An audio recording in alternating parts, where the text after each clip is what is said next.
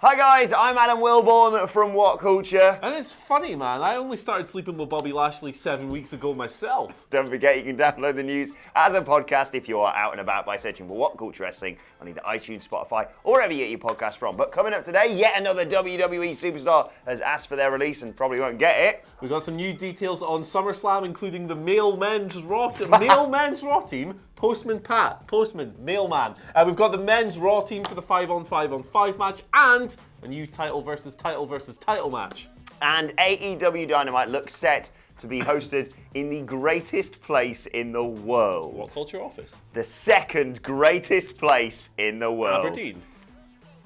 The second greatest place in the world. This is the news. So, Rusev and Lana, Oh, right? for God's sake. Adam Wilborn, what did you think briefly of last night's segment? Hilarious, just probably not in the way they intended. So when you look at the way the storyline has gone and the general reception towards it, I think it's a pretty big split. There are some people who just think it's terrible and never want to see it again. There are people like, I think me and you probably have a similar mindset where it's just so bad, it's absolutely hilarious and we kind of love it in spite of what they're trying to do. And there are people who earnestly enjoy it, but I think idiots. The overwhelming response is either one of negativity or hilarity. So looking at that, you might think, well, I can't imagine the performers are too happy with how this is going, especially Rusev, who is a cuckolding victim and being made to look like a total goober and doesn't even have his cool moustache anymore. And Speaking of which, it's just being booked really badly once more. But Rusev's actually kind of likes this. He's kind of into it, is he? This is quite surprising here because Rusev has given a new interview with The Sun in the UK. Boo! Don't buy The Sun. Not at all, where he talks about the storyline, how it came together, and who's behind it. Now, it kind of screams Paul Heyman and a little bit of Vince McMahon as well, this storyline. But, according to Rusev, it's a collaboration. He is involved in the creative process for this whole thing, and he makes adjustments and he tweaks little things here and there. I think I should be cooked a little bit more. Yeah, cook me up, daddy. He said, there are adjustments that we make, but that's just life. We are committed to our characters on TV, so we just have to make slight adjustments, but we're professionals and we're coping with it. And then he kind of doubles down on this whole thing and says, I think we are in the best storyline currently going on and the best storyline that's been around for years. Some people like it, some people love it, but at the end of the day, it's the hottest storyline going on. How's that Kool-Aid taste, Rusev? Yeah, that's very company man, isn't it? Yeah, I mean, at the end of the day, I can, to a certain extent, see where he's coming from. At least he's being heavily featured on Raw and, you know, is getting a lot of attention from fans. And considering the reaction at, like, well, not at Crown Jewel, but because there's never any reaction at those sort of shows. But at, like, whenever you see him try and get his hands on Lashley, he's clearly very over as a result of this weird storyline. Yeah, it's kind of like, the thing is, like, we sit here and we criticize it and we laugh at it and we laugh and laugh and laugh at it, but it kind of seems to be working. Yeah. Right? I mean, it gets, like, mad YouTube clicks every single week. Loads of people are clicking on this thing, whether that's because they're earnestly into it or they just want to see the car crash.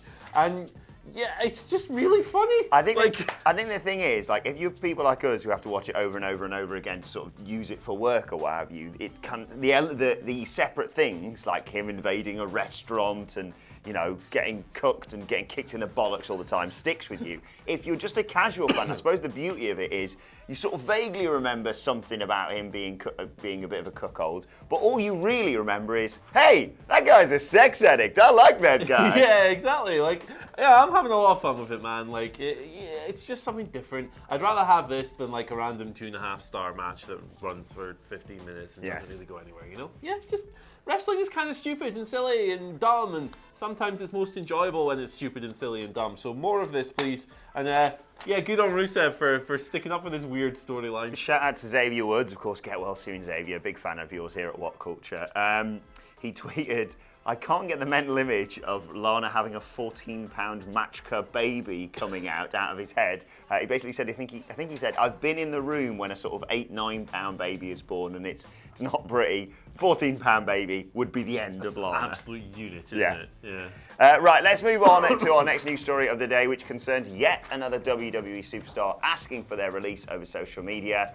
and probably not getting it. This time, it is Sin Cara who released a heartfelt statement last night asking for his WWE release. But according to a new report from PW Insider, it doesn't look like that is going to be happening anytime soon. They claim that the promotion are going to retain him rather than letting him go. He's going to continue on WWE's ongoing European tour before being sent home when they return to the US and not being used on next week's Raw in Boston. Even worse news if you are Sin Cara, he has 3 years left on his deal. He's going nowhere. Poor fella, man. Poor fella. Like, this tactic of like publicly going to Twitter and saying like being really heartfelt and earnest worked for Ty Dillinger earlier this year. And no one else. Didn't work for Luke Harper. Didn't work for Mike Kanellis. Obviously, the Revival had release requests turned down, but in a different manner as well. This is a growing trend with WWE. They don't want to let anyone go. They don't want to risk competition getting hold of a potential asset. But, man, like, with all due respect to Sin Cara, he's not going to go to AEW and start selling out pay-per-view main events, is he? No. Like, just let the guy go and, like, enjoy his craft and do something that he enjoys, maybe. I saw my nephews recently, and it reminded me of the one who, like, has got this toy, and they go like, don't really want that toy. And then the other one comes on and goes, hey, can I have that toy to play with? And they're like, no, that's my toy! Yeah. That's Triple H with Sin Cara, and Yeah, presumably man. Vince with literally any wrestler that he's got on the roster. He's a guy they haven't pushed in years and years and years. He's come back after almost a year off. And He got his head kicked off by Drew McIntyre last night. Yeah, got booted in the face by Drew. He's lost something like 3 matches, including that mixed tag match to Andrade and the 2 singles matches they had. He's going nowhere. They don't need him. Like, they're not going to do anything with him. Just let the poor fella go, man. And, like, it's not even, like, it's the original Sin Cara either, who was Mystical previously, came in, was a massive draw in Mexico. If it was that guy they were letting go, you could see why they might not want to do that, because he could go back to CMLL and maybe be a noodle mover. A needle mover. He's there as Christico now, of course. But it's not. It's the former Hanico who's been playing the gimmick for years, and, like, yeah, absolutely, he can enjoy a better career elsewhere, almost certainly, but come on. It's just a nice thing to do, wouldn't it, to release him? Don't be dicks. Just don't be dicks. Welcome to WWE. How it works. Anyway, let's talk Survivor Series. Let's talk the changes that came to the card last night. We have 2 new details to mention. The first is another non-title triple threat pitting 3 champions, Raw, SmackDown, and NXT against each other. AJ Styles, Shinsuke Nakamura, Roderick Strong. We also have the male 5-on-5-on-5 elimination team for Raw, not the mailman, Postman Pat team that I said in the intro there. Seth Rollins, probably the team leader. Kevin Owens, Ricochet, Randy Orton, and Drew McIntyre. That sounds like a whole bunch of guys that aren't going to get along. And that's best. As was teased in the main event between Randy Orton and Ricochet. It's the right sort of team for Monday Night Raw, I suppose. We no doubt speculate going forward about SmackDown and NXT's team. There's also going to be a women's 5-on-5-on-5, am I right? Indeed, yeah. Only 3 wrestlers confirmed for SmackDown so far: Dana Brooke, Carmella, and Sasha Banks. All the big stars. Yeah, Dana Brooke. Poor Dana Brooke. I like Dana Brooke. She works really hard and seems really nice and earnest and stuff. And yeah, she's not a star. Good statistician, though. Yeah, great at maths. Yeah. Yep. I am looking forward to Survivor Series. I think the card looks good so far, and it's going to be like, you got the curiosity factor of seeing how these NXT people look against these main roster guys. Small is going to be the answer. Yeah. I don't know. I think it should be a fun show. Yeah, I'm really looking forward to it. Right, let's transition over to AEW now and talk about Dynamite, because there is huge amounts of speculation coming out today that the 22nd of January episode of AEW Dynamite could end up being broadcast from, not the WhatCulture office, Chris Jericho's cruise. Now, you may have heard this mentioned in the past, his Rock and Wrestling Rager at Sea Part 2 Second Wave, which is just amazing. What a name. It's going, they're off to sea on the 20th to the 24th of January. I am going to be there. I'm not, but it was worth a try, wasn't it? Obviously, all the stars of the likes of AEW could well be on there as well. Yeah. Kenny Omega, Young Bucks, Cody, Moxley, Hangman Page, they're all confirmed for the cruise, along with a whole host of other names. So, a lot of people have been speculating, well, hang on, if they're all there and the TV show is set to take place in the middle of it all, could that happen? Well, in a new interview with Sportskeeda's Daniel Wood, the world champion, where are my manners? Le champion, Chris Jericho, said, "You'll just have to wait and see. I think the fact is we're setting sail 20th to 24th of January, so we'll have to put a program on the Wednesday somehow. We're not confirming or denying that fact." So yes, it is going to be coming from his cruise, basically.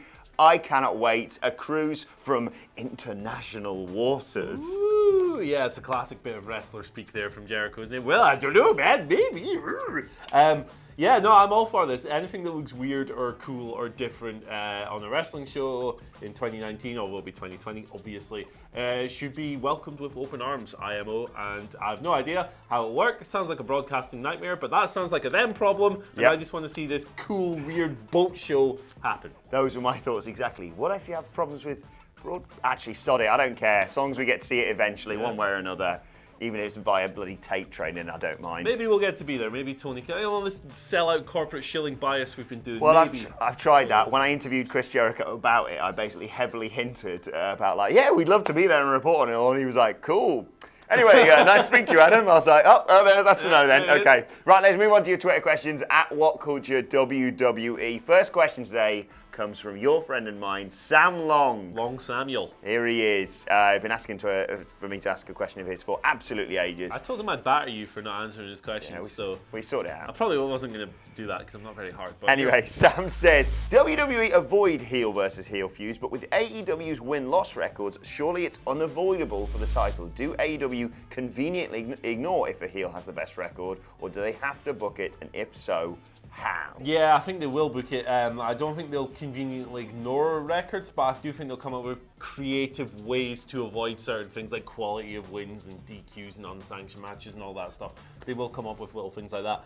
No, I do think we'll see them primarily because AEW's alignment scale isn't as rigidly defined. There are only a handful of like true heels and faces. A lot of people are skirting the lines. That's what they want to do. That's how they want to tell their stories. I think that makes it a lot easier, and I do think we'll see someone like Pac versus Jericho. Yeah, we were talking about this yesterday, weren't we? Yeah, I think in a way you kind of have to make it happen, but you know, there's so many shades of grey when it comes to heel nowadays. If someone said Chris Jericho versus Pac, I wouldn't be like, but that's ridiculous. They're both heels. Of course, I'd love to see that match. So, yeah, I think if anything, if anyone has to change, it's probably WWE. Yeah, they can't book a babyface or a heel. And so also, you have so many times you book matches and you go, well, that's not going to sell a pay-per-view. But you're not selling pay-per-views anymore. You're on the network. So what does it really matter? Yeah. Just put great matches on. But as Adam Cleary always says, it's so easy to book WWE. Second question today comes from Christopher Blade, who says, what was your favourite comedy spot of 2019 so far? Oh, it was the Double or Nothing Casino Battle Royale. Orange Cassidy killing Tommy Dreamer with the most brutal display of wrestling striking I have seen in my life. How Tommy Dreamer is not like in two leg casts still to this day, 6 months later, is beyond me. But yeah, Orange Cassidy. I was going to say literally anything Orange Cassidy related, but as we've covered that, I'm going to say, because we forget about all this now with all the bollocks that's going on with that title, the beginnings of the 24/7 title, in particular, when we literally booked here at WhatCulture R-Truth pinning Jinder Mahal on the flight to Saudi Arabia. We booked it, it happened, and it popped the entire office. Stop biting our ideas, Vince. Yeah. Final question today comes from N8 Fell, who says, with reports of the Inner Circle adding a female to their faction, really like that idea, would you rather them bring in a new female from WWE or one already on the roster? And if so, which one would you pick? Jamie Hayter. I think Jericho addressed this in his post-show media scrum. I haven't actually watched it myself, but I believe someone said, hey, you're going to bring a woman in and blah, blah, blah, and he mentioned Jamie Hayter by name. I think she's perfect because she's like really great at playing an absolute dick, and so is everyone else in that faction, and I think she'd be a great fit. So yeah, that's the obvious one for me. Yeah, I'd go for something like that over a Leva Bates or something like that. Yeah, no, Leva Bates should maybe join. I think they realise the position the away. librarians are in right now. Yeah. They're just like go away heat, and that's why John Moxley just came in and hit Paradigm Shift the other week. Yeah, it's just like, sorry, I don't mean Leva Bates should go away. That's really mean. Like, she does have value as a performer and all that, but the presentation at the moment absolutely stinks. So yeah. Switch something up, please. Yeah, whenever anyone comes out and just shushes the crowd. Well, it's actually, to be fair, I say that. I remember when we had Joe Hendry, who would do that week in and week out in Defiant, and he'd get such a reaction. Yeah. It does work, but they kind of have to already be established as a major heel, I suppose. Yeah, it's kind of like when the librarians come out, it's just the arena kind of goes, And they like Peter Avalon does these promos where he's like, "This town sucks, your sports team sucks, you all smell," and it's like he's reading lines from this. It's WWE. Yeah, it's really bad, and like they're both pretty charismatic people, and like Peter Avalon's a good wrestler. What are they doing? But yes, Jamie Hayter in the inner circle will be lit. Right, let's move on to today's and finally, and it's sort of a belated one because technically this happened yesterday, but I've only just realised, and it also merits mentioning. Did you know, Andy Murray, what the anniversary was 20 years ago yesterday?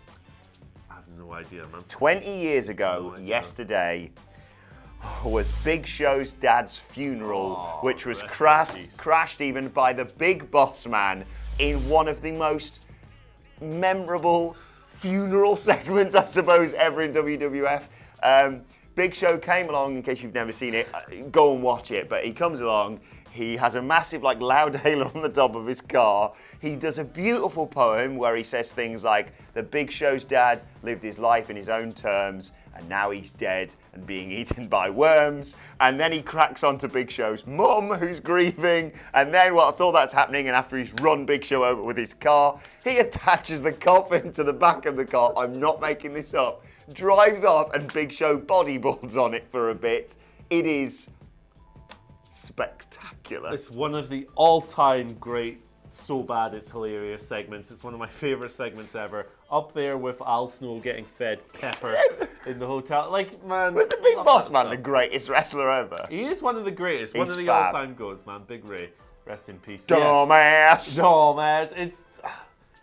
What a guy. People hate on stuff like this all the time, but man, it was so much fun. Like, who cares? I know I always bury people. What about the Attitude Era? But that was bloody brilliant. They could do stuff like this on Raw now as well. Man. I mean, they basically are. Stupid. Yeah, here he is. Yeah, Rusev's riding the corpse of his career out of the room. Let us know your thoughts on that and all today's news stories in the comment section below. Don't forget to like, share, and subscribe. And subscribe to WhatCulture Wrestling on either iTunes, Spotify, or wherever you get your podcasts from for daily wrestling podcasts. Myself, Andy Murray, and Michael Sidgwick are going to be reviewing that god-awful segment from Rusev, Lana, and Bobby Lashley a little bit later on today. No Michael Hamflett, of course, because he was busy wrestling last night.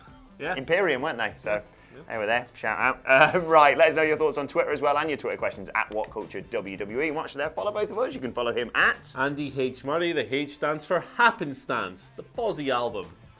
Judas in my mind. Yeah. Becoming Warrior, Cry Never, Say Die. Yep. You can follow me at Adam Wilborn. Follow us all at WhatCultureWWE. My thanks to Andy. Thank you for watching, and we will see you soon. I don't like Fozzy. I do. No.